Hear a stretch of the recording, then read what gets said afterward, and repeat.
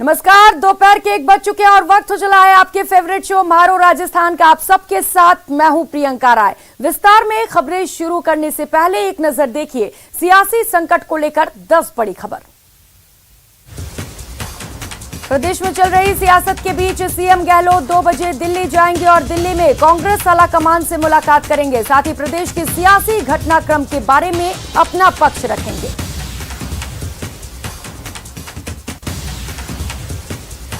राजस्थान संकट को लेकर ऑब्जर्वर्स ने सोनिया को रिपोर्ट सौंप दी है, जिसके बाद 3 नेताओं को कारण बताओ नोटिस जारी किया गया है। महेश जोशी, धारीवाल, धर्मेंद्र राठौड़ से पार्टी ने 10 दिन में जवाब मांगा है। भाजपा के प्रदेश अध्यक्ष सतीश पूनिया ने सूबे के मौजूदा राजनीतिक हालातों को लेकर कांग्रेस पर जमकर निशाना साधा। उन्होंने कहा कि सूबे का मौसम तो सही है, लेकिन कांग्रेस का नहीं। कांग्रेस की अंदरूनी लड़ाई का असर जनता पर पड़ रहा है। पिछले 4 साल में जनता का जीना दूभर हो गया है।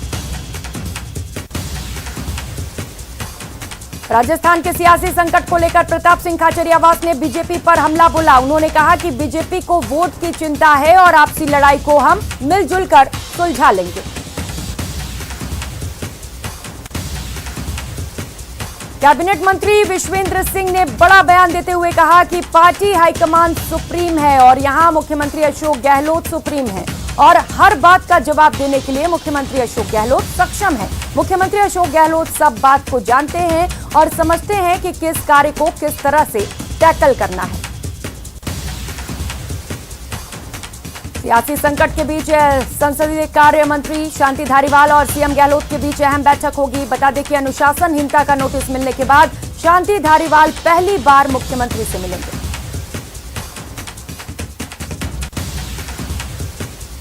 प्रदेश में चल रही सियासत के बीच आरटीडीसी चेयरमैन धर्मेंद्र राठौड़ ने बड़ा बयान दिया। उन्होंने कहा कि हमेशा हाईकमान के आदेश को माना गया। जो सरकार गिराने जा रहे थे तब भी ये बातें थी कि किसी ने बीजेपी के साथ मिलकर गद्दारी की। अशोक गहलोत सच्चे वफादार कार्यकर्ता के रूप में कार्य करते हैं।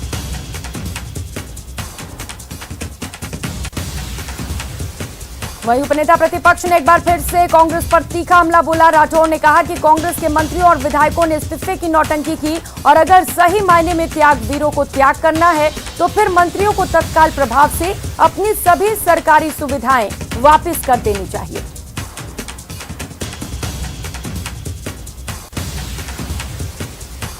बीजेपी के पूर्व प्रदेशाध्यक्ष अरुण चतुर्वेदी ने तंज कसते हुए कहा कि बेरोजगार सड़कों पर हैं, किसान बेहाल है और महिलाओं के खिलाफ अपराध बढ़ते जा रहे हैं, जबकि कांग्रेस में कुर्सी पर बैठने का घमासान मचा है।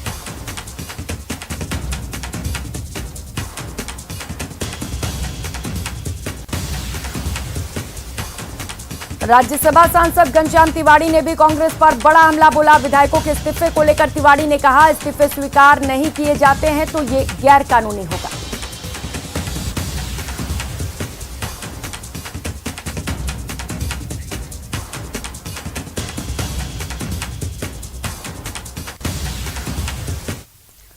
और बड़ी खबर से शुरुआत करते हैं। प्रदेश में चल रही सियासी घटनाक्रम को लेकर इस वक्त की बड़ी अपडेट आपको बता दें। सीएम अशोक गहलोत दिल्ली का दौरा करेंगे।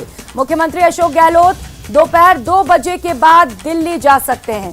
दिल्ली में कांग्रेस आलाकमान से मुलाकात करेंगे। प्रदेश की सियासी घटनाक्रम के बारे में वे अपना पक्ष रखेंगे। तो आपको बता दें, सचिन पायलट पहले से ही दिल्ली में मौजूद हैं और इसके बाद अब मुख्यमंत्री अशोक गहलोत 2 बजे के बाद दिल्ली जाने वाले हैं। तो पायलट ने राजनीति हालात को लेकर फिलहाल चुप्पी साध रखी है और इस बीच जब खबर सामने आ रही है कि मुख्यमंत्री भी दिल्ली जा रहे हैं तो ये कई मायनों में बहुत ज्यादा महत्वपूर्ण हो जाता है। अब देखने वाली बात ये होगी कि मुख्यमंत्री दिल्ली जाकर किससे मिलते हैं, क्या बातें करते हैं, क्या चर्चाएं होती हैं, उसके बाद क्या फैसला आलाकमान की ओर से लिया जाता है।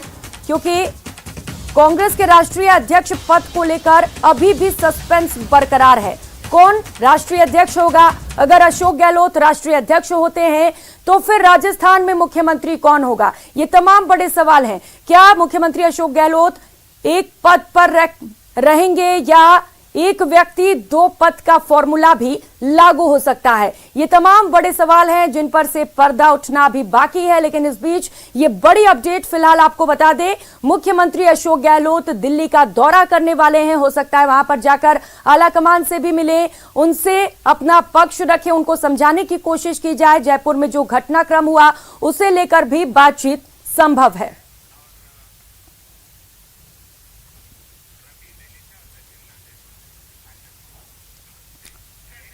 और सियासी घटनाक्रम को लेकर इस वक्त अलग अलग सहयोगी हमारे साथ जुड़ चुके हैं। सचिन कुमार जयपुर से हमारे साथ जुड़े हुए हैं और इसके साथ ही रवि सिसोदिया दिल्ली से इस वक्त हमारे साथ जुड़ चुके हैं। सबसे पहले सचिन, आपके पास आते हुए 2 बजे का वक्त दिया गया है, कहा जा रहा है 2 बजे निकलेंगे वहां से, क्या कुछ जानकारी से लेकर?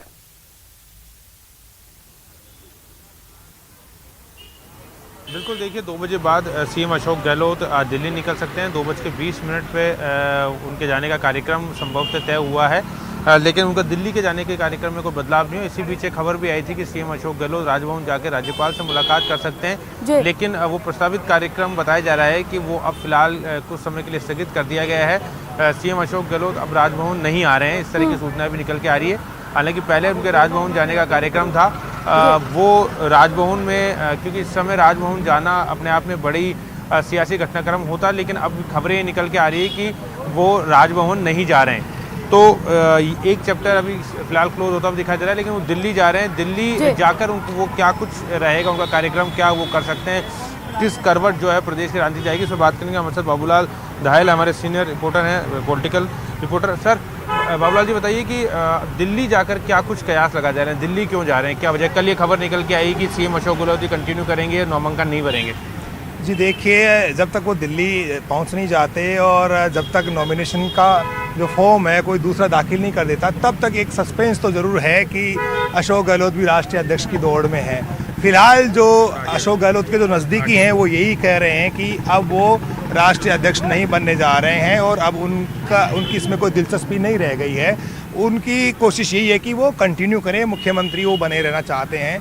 लेकिन पिछले 2 दिन में आज जो है अशोक गहलोत कैंप से जुड़े हुए जो विधायक हैं, मंत्री हैं, उनके चेहरे पर मुस्कान है और उनको लगता है कि अब खतरा टल गया है। संकट के जो बादल गहरा गए थे, कुर्सी को जो खतरा था, अब वो खतरा नहीं है और रात की सांस ली जा रही है। आपने बॉडी लैंग्वेज भी देखी होगी मंत्रियों की, प्रताप सिंह खचरियावास को भी आपने सुना होगा। तो बहुत कुछ बदल गया है पिछले 2 दिन में। लग यही रहा था कि अशोक गहलोत की कुर्सी जा रही है और सचिन पायलट को की ताजपोशी उनको करनी पड़ेगी। तो शायद अशोक गहलोत ने के जो मंत्री हैं, जो उनके मातहत हैं, जिस तरह की उन्होंने स्ट्रेटजी प्लान की उसमें वो कामयाब हो गए आला कमान पर फिलहाल दबाव बनाने में।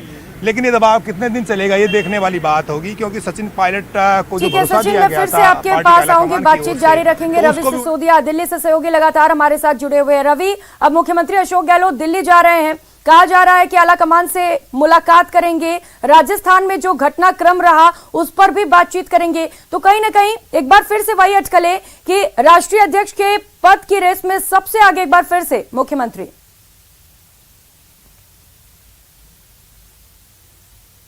बिल्कुल, देखिए जो राजस्थान की सियासत की जो लड़ाई है वो दिल्ली पहुंचने वाली है। हालांकि सूत्र बता रहे हैं कि करीब 30 सितंबर तक कोई भी बदलाव या कोई भी फेरबदल राजस्थान में नहीं होने वाला है। जो कयास लगाया जाता है कि मुख्यमंत्री को बदला सकता है, 30 सितंबर तक कुछ नहीं होने वाला है। दूसरी बात, पिछले 2 दिनों से सचिन पायलट भी दिल्ली में है, उनकी किसी भी आला नेता से मुलाकात नहीं हुई है। वो भी चाह रहे हैं कि यहाँ पे अगर आए हैं तो उनकी मुलाकात हो। अशोक गहलोत को लेकर बताया जा रहा है कि आज दिल्ली आएंगे, उनकी मुलाकात हो सकती है हाईकमान से। और आपको बता दूं कि जो तमाम बड़े नेता हैं कांग्रेस के, उनको भी दिल्ली तलब किया गया, उनको बुलाया गया और सूत्र ऐसा बता रहे हैं कि अगले 1 से 2 दिनों में जो ऑफिशियल कैंडिडेट होगा उनका नामांकन किया जाना है। अशोक गहलोत की अगर बात करें तो वो रेस से बाहर नहीं हुए हैं, अभी वो रेस में बने हुए हैं, अध्यक्ष पद की जो दावेदारी है। तो ऐसे में कयास लगाया जा रहा है कि उनकी पहले मुलाकात होगी, उस मुलाकात के बाद ही तय होगा कि कांग्रेस का ऑफिशियल कैंडिडेट कौन होगा। लेकिन अभी कह सकते हैं कि जो वहाँ के हालात बने हैं, जिस तरह से कल नोटिस दिया गया था 3 लीडर्स को वहाँ पे राजस्थान के, और उनसे कहा गया था कि आप 10 दिन के अंदर जवाब दें, तो ये कहीं ना कहीं जो सियासी हालात है उस हालात को देखते हुए अहम मीटिंग बुलाई मानी जा रही है। और ये माना जा रहा है कि देर शाम कांग्रेस अध्यक्ष सोनिया गांधी से अशोक गहलोत की मुलाकात हो सकती है। लेकिन सचिन पायलट को लेकर अभी स्पष्ट किया गया कि अभी उनको कोई टाइम नहीं मिला, वो पिछले 2 दिन से दिल्ली में है। हालांकि वो भी चाहते हैं कि उनकी आलाकमान से मुलाकात हो, अपने पक्ष को रखें। लेकिन उससे भी बड़ी बात ये कही जा रही है कि जो जो कांग्रेस के जो सीनियर लीडर्स हैं उन सबको दिल्ली बुलाया गया। तो एक स्ट्रेटेजी बन रही है और जो सबसे बड़ी स्ट्रेटेजी, सबसे पहली स्ट्रेटेजी इनकी होनी है कि पहले इनका सामने चुनौती है कि कांग्रेस के अध्यक्ष पद के लिए कौन चुनाव लड़ेगा, इसका नाम तय करना है। तो ये कह सकते हैं कि अभी राजस्थान में जो फेरबदल कम से कम 30 सितंबर तक तो नहीं होने वाला। कौन कौन नामांकन करने वाला है, ये कांग्रेस के लिए बड़ी चुनौती है। लेकिन रवि, सवाल ये भी है कि क्योंकि मुख्यमंत्री अशोक गहलोत दिल्ली तो जा ही रहे हैं, हो सकता है जाकर वहां पर नामांकन भी दाखिल कर दे। 30 तारीख अंतिम तारीख भी है नामांकन के लिए।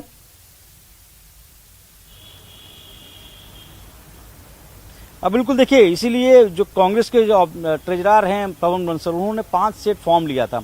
5 सेट फॉर्म लेने का मतलब है कि वो चाहते हैं कि 2 से 3 ऐसे कैंडिडेट जिनके लिए फॉर्म रखा गया। हालांकि उन्होंने कहा था कि उन्होंने खुद के नामांकन का जो पत्र है वो नहीं लिया है, वो किसी और के बिहाफ में लिया, इसका उन्होंने खुलासा नहीं किया था। तो ये स्ट्रेटेजी के तहत, रणनीति के तहत ऐसा हो रहा है। किसी को भी बताया नहीं गया कि कांग्रेस पद के लिए कौन नॉमिनेशन फाइल करेगा। लेकिन जो सियासी हालात हैं उससे लग रहा है कि जिस तरह से बुलाया गया, तो उसमें सूत्र भी ये बता रहे हैं कि अशोक गहलोत रेस से बाहर नहीं हुए हैं। और जो राजस्थान के हालात है, राजस्थान के हालात को लेकर कहा जा रहा है कम से कम अभी 3 से 4 दिन और लगेंगे, उसके बाद ही वहाँ की तस्वीर साफ हो पाएगी कि वहाँ पे फेरबदल होना है या नहीं होना। क्योंकि सबसे पहले कांग्रेस को ये तय करना है, कांग्रेस के अध्यक्ष के लिए जो ऑफिशियल कैंडिडेट की जो बात की, ऑफिशियल कैंडिडेट का मतलब ये हुआ कि जो गांधी परिवार की पसंद हो। क्योंकि शशि थरूर ने पहले ही घोषणा कर दी कि 30 तारीख को अपना नामांकन करेंगे। करीब 12:30 बजे शशि थरूर 30 तारीख को नामांकन करने वाले, लेकिन दूसरा कैंडिडेट कौन होगा उसको लेकर अभी अटकलें लगाई जा रही है। बिल्कुल रवि, फिलहाल कैंडिडेट्स को लेकर सस्पेंस बरकरार है। सचिन, आपके पास आते हुए, जब ऑब्जर्वर्स पहुंचे थे तो विधायकों के अलग तेवर देखने को मिले, और जब आलाकमान ने सख्ती दिखाई तो अलग तेवर देखने को मिल रहा है। बयान तुरंत बदल दिए गए, अलग रुख देखने को मिल रहा है। लेकिन कहीं ना कहीं सवाल यही है कि क्या विधायक अपने 3 सूत्रीय मांगों पर अड़े रहेंगे? भाई साहब पूछ तो लो यार, सीएम का टाइमिंग तो पूछ लो यार। सचिन, मेरी आवाज आ रही है आप तक?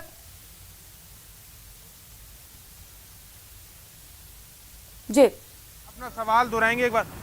सचिन, सवाल ये है कि विधायकों के तेवर पहले अलग देखने को मिले, अब रुख बदला हुआ है।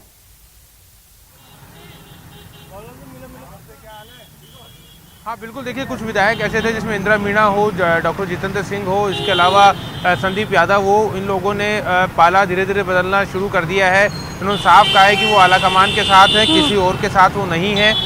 तो इस तरह से अब कहा जा सकता है कि जिस तरह से आलाकमान ने सख्त रुख अपनाया था, उसके बाद इन विधायकों ने अपने बयान जारी किए थे। बगरू से जो विधायक है गंगा देवी, उन्होंने तो ये तक कह दिया था कि उन्हें पता ही नहीं कि वो इस्तीफे में उनको साइन करवाए गए।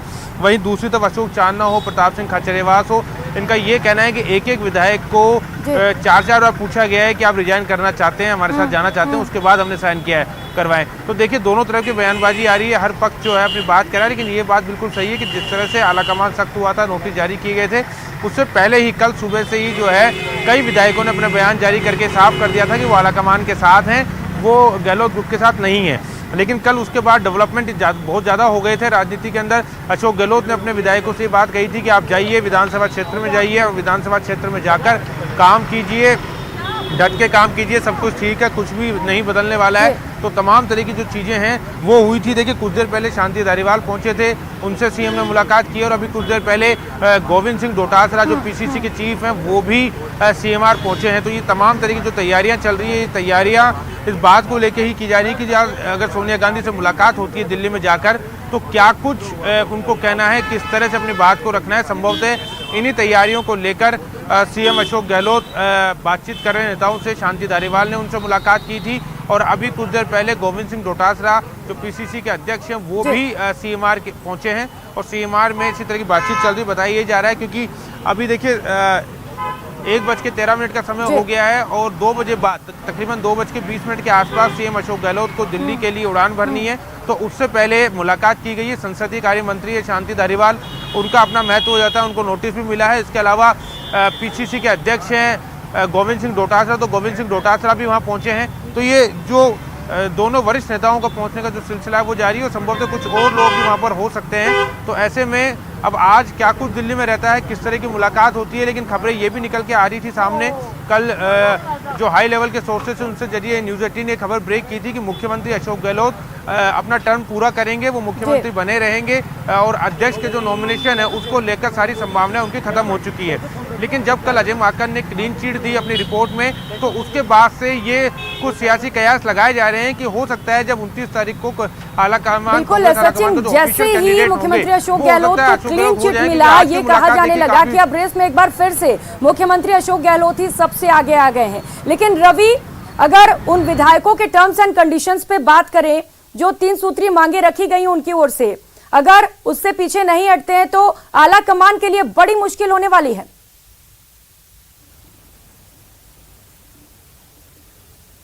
देखिए, जो फैसला लिया गया आला कमान की तरफ से वो सूत्रों ने बताया कि वो जरूरी भी था, क्योंकि जिस तरह के हालात राजस्थान में बने तो ऐसे में कांग्रेस की तरफ से, लीडरशिप की तरफ से एक संदेश देना जरूरी था कि अगर आप कोई कड़े फैसले नहीं लेते तो ऐसे में पार्टी में बिखराव की स्थिति आ सकती है और काडर और कार्यकर्ताओं के बीच में मैसेज गलत जाएगा।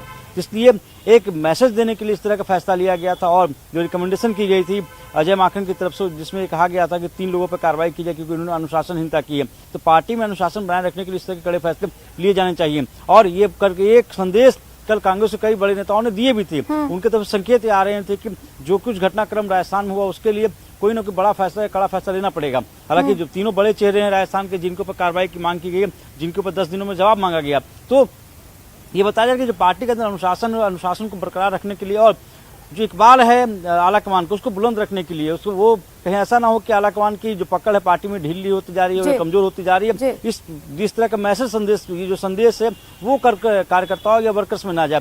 तो इस तरह ठीक है रवि, आपसे और भी अपडेट्स लेंगी। इस बीच बड़ी खबर आ रही है, पहले दर्शकों को बता दें, जयपुर से इस वक्त की बड़ी खबर सामने आ रही है। सियासी संकट से जुड़ी ये बड़ी खबर, सियासी संकट के बीच एक अहम बैठक होगी। सीएम अशोक गहलोत से शांति धारीवाल ने मुलाकात की है। नोटिस के बाद धारीवाल की पहली मुलाकात है उनके साथ, तो सीएम के दिल्ली दौरे से पहले ये मुलाकात की गई है। सचिन, ये मुलाकात भी बहुत ज्यादा महत्वपूर्ण।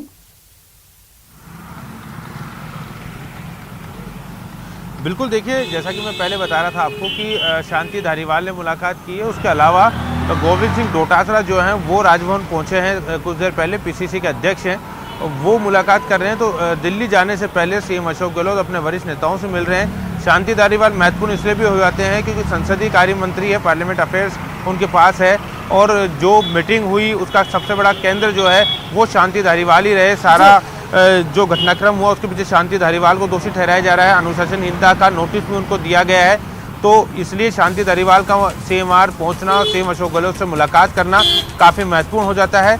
और गोविंद सिंह डोटासरा, क्योंकि वो पीसीसी के अध्यक्ष हैं, सत्ता व संगठन को लेकर जो तालमेल की बात कही जाती है या सत्ता के जो विधायकों ने सब कुछ किया उसको लेकर संगठन का क्या रूप है, इसको लेकर भी बातचीत होगी। और गोविंद सिंह डोटासरा खुद भी एक विधायक हैं, हालांकि वो उसके विधायक दल की बैठक में भी नहीं थे और ना ही धारीवाल के साथ थे। वो लगातार सीएमआर में सीएम अशोक गहलोत के साथ बने हुए थे, इसलिए उन पर कोई बात नहीं आई है।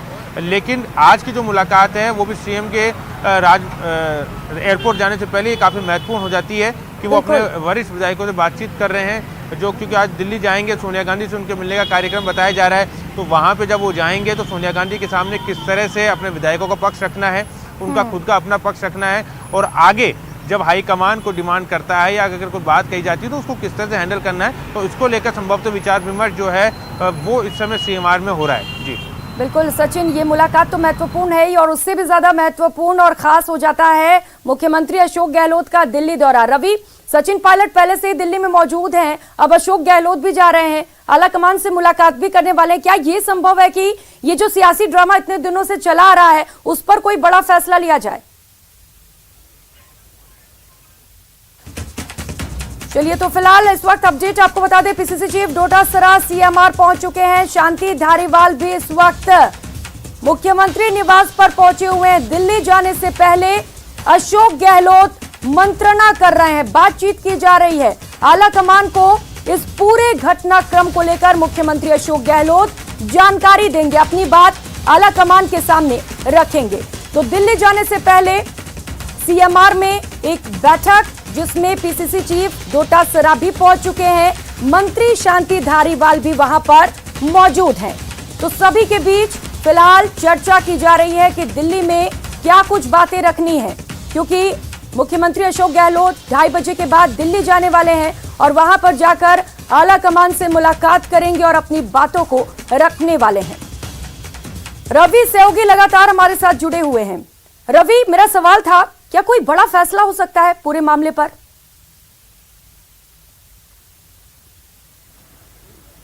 देखिए अभी कम से कम 2 दिनों तो कोई बड़ा फैसला नहीं होने वाला है। 30 सितंबर के बाद ही जो फैसला लेना है वो होगा।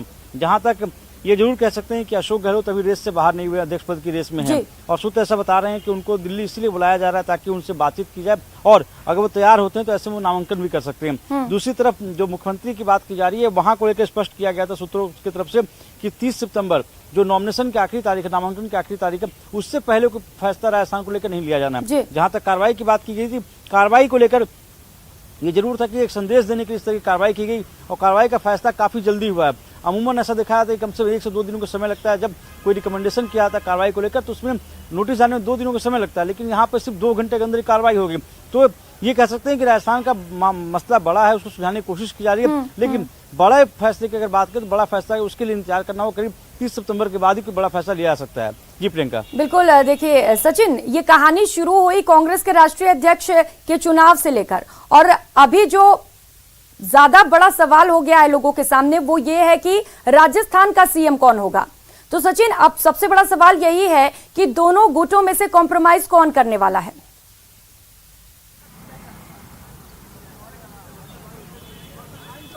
देखिए प्रियंका, जिस तरह से अशोक गहलोत के विधायकों ने घेराबंदी की, दबाव बनाने की कोशिश की और जिस तरह से खबरें आ रही है, जो बॉडी लैंग्वेज है, जिस तरह से कल मंत्री विधायक मिले हैं, तो देखिए अभी तक तो सीएम अशोक गहलोत का पलड़ा जो है वो काफी भारी नजर आ रहा है। हालांकि आज वो दिल्ली जाएंगे, सोनिया गांधी से जब मुलाकात होगी तो क्या कुछ बाहर निकल के आता है वो उस पर काफी कुछ। चलिए ठीक है, क्या कुछ सामने निकल कर आता है वो भी जानेंगे। लगातार आप दोनों सहयोगियों के साथ जुड़े रहेंगे, अपडेट्स लेते रहेंगे। फिलहाल यहाँ एक छोटे से ब्रेक का वक्त हो चला है, यहाँ रुकेंगे, छोटे से ब्रेक लिए लौटेंगे फौरन। ब्रेक के बाद आप सभी का स्वागत है और महिला कॉमर्स कॉलेज का उद्घाटन किया जा रहा है। कार्यक्रम में लोकसभा अध्यक्ष ओम बिरला भी मौजूद हैं। पुणे के 1 दिवसीय दौरे पर ओम बिरला हैं, जहां पर उद्घाटन में शिरकत कर रहे हैं। आज महिलाएं नेतृत्व कर रही है और देश के कीर्तिमान को यशमान कर रही है और इसीलिए हम गर्व से कह सकते हैं कि धरती पर शिक्षक के रूप में भी और अंतरिक्ष के रूप में भी अगर सबसे बड़ा योगदान दिया तो महिलाओं ने दिया। और आज हमें इसी बात का गर्व है कि अब महिलाओं की भागीदारी का प्रश्न नहीं है, अब प्रश्न है कि महिलाओं के नेतृत्व का। और आज हमें खुशी है कि एक लोकतंत्र के अंदर भी एक पंचायत के प्रतिनिधि से लेकर देश के राष्ट्रपति के रूप में हमारी महिलाएं नेतृत्व कर रही हैं। यह भारत के लोकतंत्र की ताकत है, जहां पर एक गांव के अंदर एक शिक्षिका के रूप में काम करने वाली आदिवासी इलाके के अंदर, जिस गांव के अंदर कोई पढ़ी लिखी महिला नहीं थी, उन्होंने पढ़ने का काम किया, एक शिक्षक के रूप में काम किया। आज हमारे राष्ट्राध्यक्ष के रूप में, राष्ट्रपति के रूप में वह हमारा योगदान कर रही है, नेतृत्व कर रही है।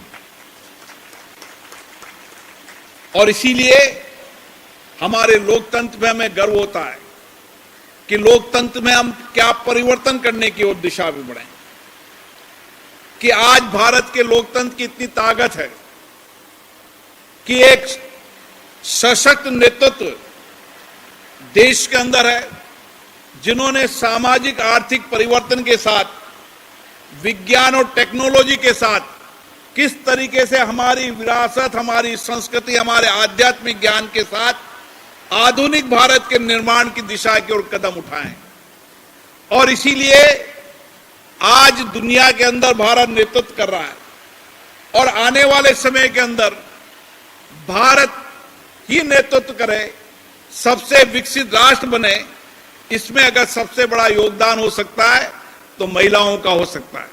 और आज इसी तरह के देख सकते हैं, आज कोई भी कंपटीशन ले लो, चाहे आईएएस का ले लो, चाहे आईआईटी का ले लो, चाहे मेडिकल का ले लो, चाहे इंजीनियरिंग का ले लो, सीए का ले लो, कोई सा भी क्षेत्र ले लो, जिस क्षेत्र के अंदर जहां भी प्रतियोगी परीक्षा होगी, वहां प्रतियोगी परीक्षा के अंदर अगर सबसे ज्यादा उत्तीर्ण और उसकी मेरिट के अंदर सबसे ज्यादा होगी तो हमारी महिलाएं होंगी, नौजवान बेटियां होंगी। यह हमारे नौजवान बेटियों की ताकत, सामर्थ्य, शक्ति है। और ये सामर्थ शक्ति क्यों आई?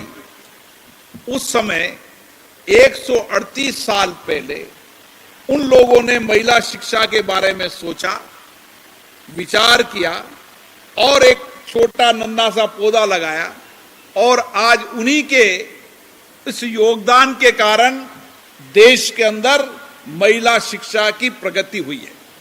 और हम सब जानते हैं, शिक्षा हमारे जीवन के अंदर केवल व्यक्तित्व निर्माण नहीं करती, शिक्षा हमारे सामाजिक आर्थिक तमाम पहलुओं को जहां पर हमें नई दिशा देने का काम करती है, वहां हमारे लोकतंत्र की यात्रा के अंदर देश और राष्ट्र के प्रति सामाजिक दायित्वों की दिशा देने का काम भी शिक्षा करती है। और इसीलिए शिक्षा का महत्व हर देश में उत्तम रहा है, लेकिन भारत के अंदर शिक्षा को पद्धति को हमने गुरुकुल पद्धति के रूप में सर्वश्रेष्ठ माना है, और उन्होंने पढ़ाने वाले गुरुजनों का सम्मान सबसे बड़ा सम्मान मानकर इस समर्पण और सेवा के साथ हमारे विद्यार्थियों ने शिक्षा और संस्कार प्राप्त किए।